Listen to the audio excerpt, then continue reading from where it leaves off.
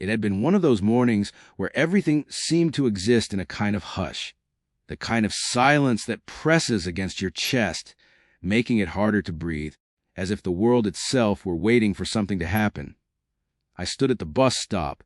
The rain had long stopped, but the dampness lingered in the air, clinging to the earth and everything around it. A thin fog curled over the sidewalk, softening the edges of everything, making it all feel like a dream. As I waited, the sounds of the city, honking horns, rushing footsteps, and the faraway chatter of pedestrians, seemed muffled, as if my senses had slipped beneath the surface of the noise. It was a kind of loneliness, one I had gotten used to over the years. I was a retired teacher now, my days spent in quiet solitude, long after the classroom had emptied. There was no noise now, no children's laughter echoing down the halls, no scribbled notes to read or papers to grade. Just the constant hum of the world spinning on without me. And then, out of the corner of my eye, I saw something. A flash of white moving so quietly across the mist-covered street that it almost seemed like an illusion. At first, I thought it was a child, one of the many lost in the shuffle of the morning rush. But when I looked closer, I saw it was a dog. A small, pale dog, its fur almost ghostly in the soft gray of the fog. Its eyes, they looked lost, but there was something more in them, something I couldn't place. I hadn't seen many dogs around here in years, not since my own passed away. The dog's body language was strange, slow and deliberate, like it had no real reason to be in a hurry. Its tail hung limply behind it, and its movements were silent, as if it was trying to avoid making a sound at all. It was carrying something in its mouth, a tattered scarf, frayed at the edges, with a faded pattern that spoke of a time long ago. It was so out of place, yet it felt familiar. I couldn't help myself. I bent down, reaching out to the small creature whose eyes never left mine. The dog hesitated for a moment, then approached me slowly, its steps cautious but not fearful. It dropped the scarf at my feet, and I found myself kneeling down, picking it up. The fabric was soft, worn in a way that suggested it had been cared for, once maybe by a child.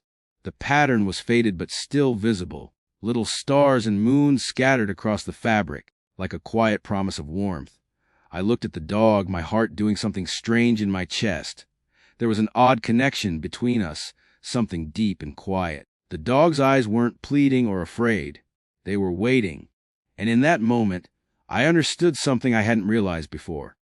The dog wasn't lost, not in the way I thought. It had been abandoned, left behind by someone who no longer wanted it. But there was something else too. The dog was waiting, just like I had been. Days turned into weeks, and the dog, whom I had named Buster, became a silent companion in my life. He had no name when I found him, no collar, no identification. Just the scarf and a look in his eyes that seemed to speak of loss, of something long gone. He never barked. Not once. It wasn't that he didn't want to. I could tell by the way he tilted his head when the wind howled through the trees, the way his ears twitched when he heard the sounds of children laughing or the distant cry of a siren. He just didn't. Buster didn't need to bark. His presence was enough. In the mornings, he would follow me to the bus stop, sitting quietly by my side, his body pressed against mine, as if to absorb any bit of warmth I had to offer. People often stopped to smile at him, but there was always something restrained about their smiles. It was as if they could sense the same thing I had, that Buster was no ordinary dog. There was a quietness to him that couldn't be explained. I had a routine, just like I always did. Walk to the bus stop, wait, get on the bus, go to the grocery store. But now it was different. Now there was someone with me. Someone who didn't expect anything, didn't ask for anything. Someone who just existed, sharing the quiet with me. One morning, as we stood there, watching the bus pull away, I noticed a small girl walking by with her mother. The girl stopped when she saw Buster. She stared at him for a moment, her wide eyes not just curious, but hopeful.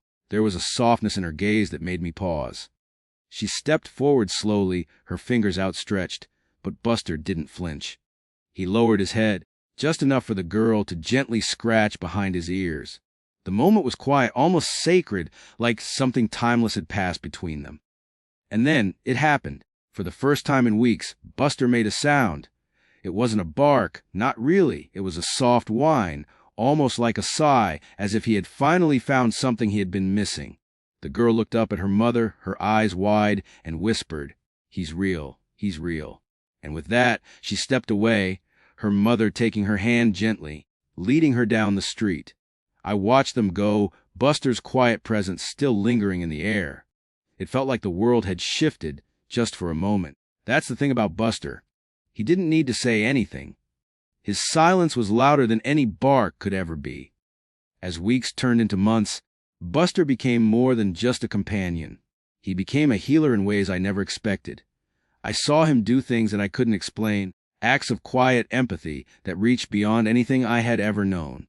There was a patient in the hospital where I volunteered, an elderly woman who hadn't spoken in months after the death of her son.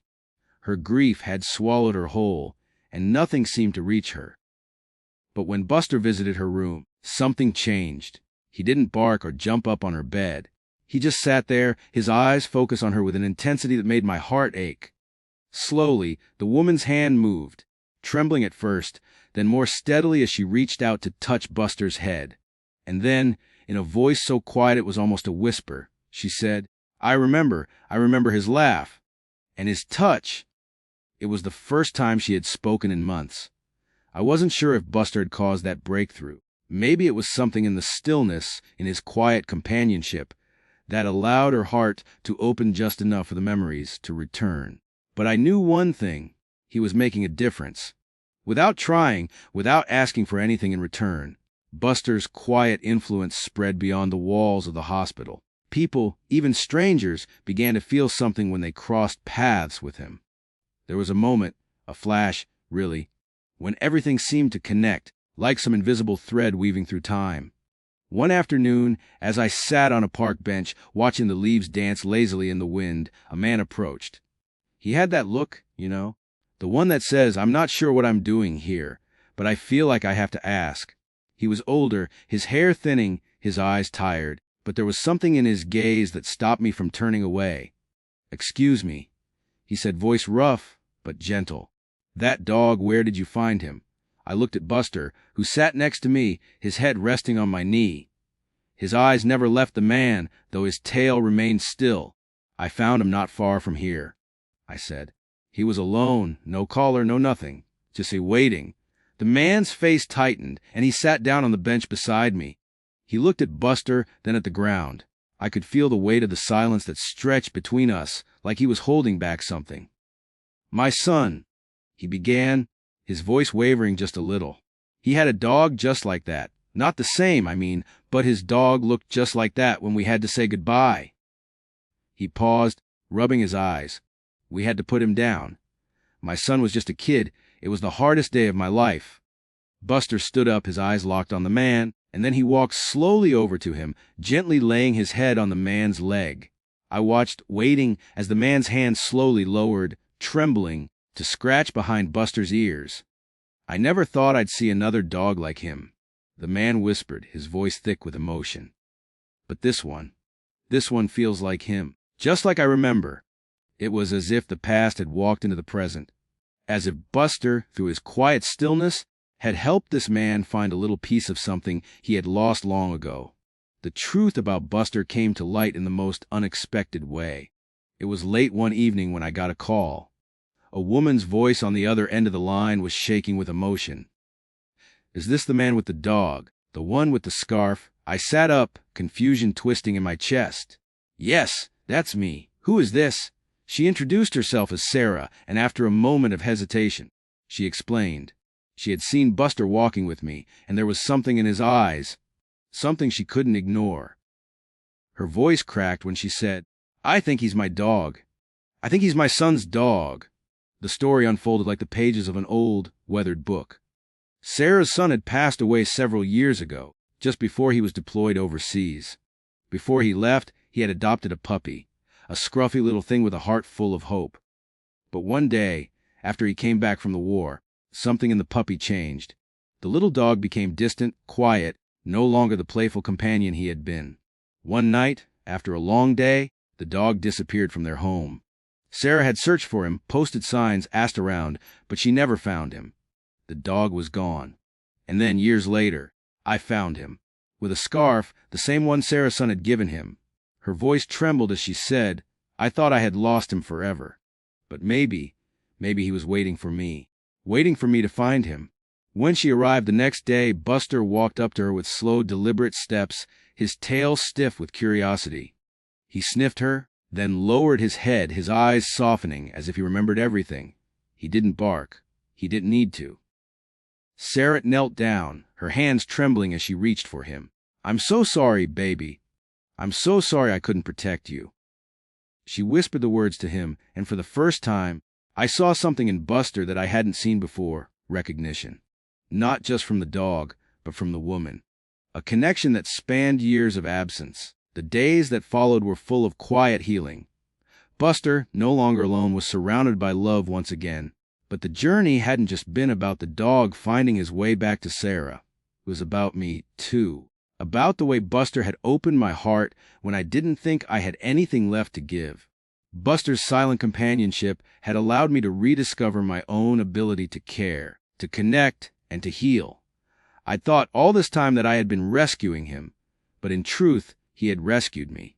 Sarah and I would often meet at the park, sitting together on the same bench where I had first spoken to her. Buster Content would lie at our feet, his presence a constant reminder that love comes in many forms, and sometimes it doesn't need to be spoken. We would watch the clouds float by, the wind rustling through the trees, and I would listen to her stories of her son, of the good times, the struggles, and the memories that had almost been buried under the weight of grief. We never rushed our conversations. Time didn't matter. What mattered was that we were together, sharing a space, in a moment where healing could happen even without words. And on that quiet park bench, I knew the truth. Buster had never truly needed saving. He had been waiting all along to show us how to heal. I think of that first day, standing by the bus stop, the fog curling around us like a secret. The quiet moment when Buster, with his fragile scarf, had dropped into my life. It feels like a lifetime ago now, though it's only been a few years. I still go to that bench sometimes to sit in the silence that now holds so much meaning. Buster is there, too, with Sarah, with me. A reminder that even in the deepest moments of loss, love can find its way back to us, soft and quiet like a dog who never barked. The day Buster stopped barking, I understood what he had been waiting for. And now I wait with him. Not for something to happen, but for something to unfold. If Buster's story touched your heart, take a moment to believe in kindness again. Support your local animal shelters, consider adopting a stray, and share this story with others. You never know, the next small act of kindness you offer might just change a life forever.